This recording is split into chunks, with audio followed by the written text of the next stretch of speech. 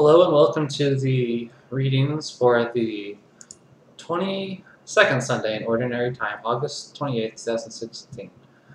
Our first reading today is My child, conduct your affairs with humility, and you will be loved more than a giver of gifts.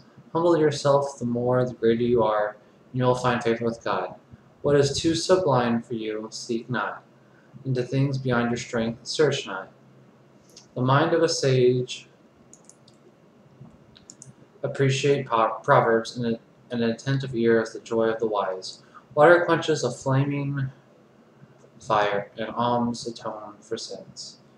The first reading today, by the way, was from Sirach, chapter 3, verses 17 through 18, 20, and then 28 through 29.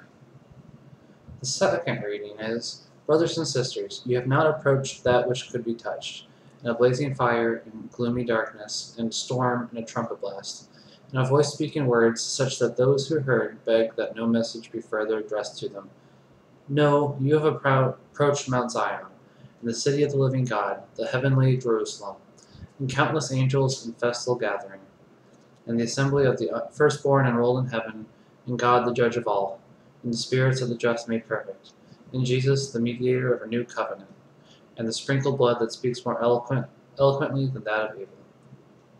That is from Hebrews chapter 12, verses 18 through 19, and verses 22 through 24a. And then, the Gospel of the Lord. Praise to you, Lord Jesus Christ. On a Sabbath, Jesus went to dine at the home of one of the leading Pharisees, and the people there were observing him carefully. He told a parable to those who had been invited, noticing how they were choosing the places of honor at the table. When you are invited by someone to a wedding banquet, do not recline at a table in the place of honor. A more distinguished guest than you may have been invited by him, and the host who invited both of you may approach you and say, "Give your place to this man." And then you would proceed with embarrassment to take the lowest place. Rather, when you are invited, go and take the lowest place, so that when the host comes to you, he may say, "My friend, move up to a higher position." Then you will enjoy the esteem of your companions at the table, for everyone who exalts himself will be humbled, but the one who humbles himself will be exalted. Then he said to the host who invited him, "When you hold a lunch or a dinner, do not invite your friends or your brothers, or your relatives or your wealthy neighbors, in case they may invite you back and you have repayment. Rather, when you hold a banquet, invite the poor, the crippled, the lame, the blind. Blessed indeed will you be because of their inability to repay you, for you will be repaid at the resurrection of the righteous." That was from Luke chapter 14, verse 1, and then 7 through 14. And the homily that the priest gave for today was talking about how we need to have humility in our lives in a way that is appropriate to God. Because I was going to say, sometimes when you have humility, sometimes you will be a little bit too meek, and there is a place for meekness, but at the same time, we need to let those know about the love we have for God. And he was making a point that we need to, especially since it's like, the homily is right before the Eucharist, we need to not assume that we are better than another person, because, going into the Gospel, what Jesus is talking about, how the host says, God can pull you up from anywhere, and then God can also, decide otherwise. Basically don't assume that you're in just because you think you're in. We don't know the actions of God, but we know his love. So it's like, just like you should never assume something for a human, you should never assume something from God, because it's like, God does so much for us, it's hard to, realize sometimes. And the priest mainly talked about humility today. He gave a very good homily.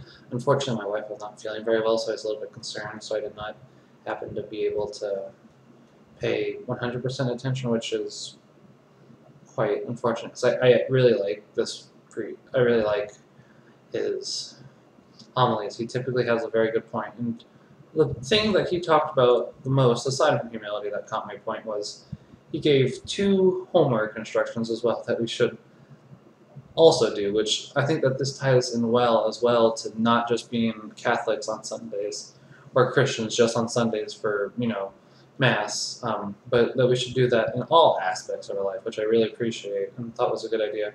How we should all look inside of us and try to find that trait that is really good and that how we can share it with people to help people, which, helping people is always a good thing. It's hard to see sometimes, but God does always happen to love us. It's amazing how much God truly loves us once you realize that. But we should use those traits as best as we can in the name of God to help others that may need help. The second thing is, and this is something I have a problem with a lot myself, and I'm sure a lot of other people do too, we need to not judge people nearly as much as we do. We need to take that log out of their eye for that splinter they have in theirs. I mean, instead of us thinking about the negativity of somebody that they have, we need to think about the good that they can provide. And like that one person that we always think negatively of, we need to start at the bottom and move our way up to start thinking positive about them. So if we start to think positively about everybody, I mean, sure, on occasion we'll have that negative thought. Just let that negative thought go and replace it with a positive one. But it's like, we need to have a positive thought. And I've been thinking about that, and it's like, it's really true, because it's like, especially oddly enough for this year with our presidential candidates, we have Hillary Clinton, Gary Johnson, and Donald Trump. And honestly, I've all been looking at them not exactly positively, because there's a lot that I feel that, this is getting into politics, let's not go there. But, their personality comes a little bit standoffish for all of them. But instead of us looking at the bottom for them, we need to look at the top for everybody. There's always good in people. And instead of us looking at the bad, we need to look at them with love and hope and caring. Because if we can look at them with the hope and love and caring that everybody deserves and everybody has, then we can truly make the world a better place. So we should really just focus on that. And as I said, sometimes it can be hard. Sometimes you have people that have wounded you. Sometimes you have people that just, it seems like, are very silly. But that's why we need to be the best that we can for them. They need love just like we all do. Anyways, thank you very much for watching. I hope that you have a wonderful day, and God bless.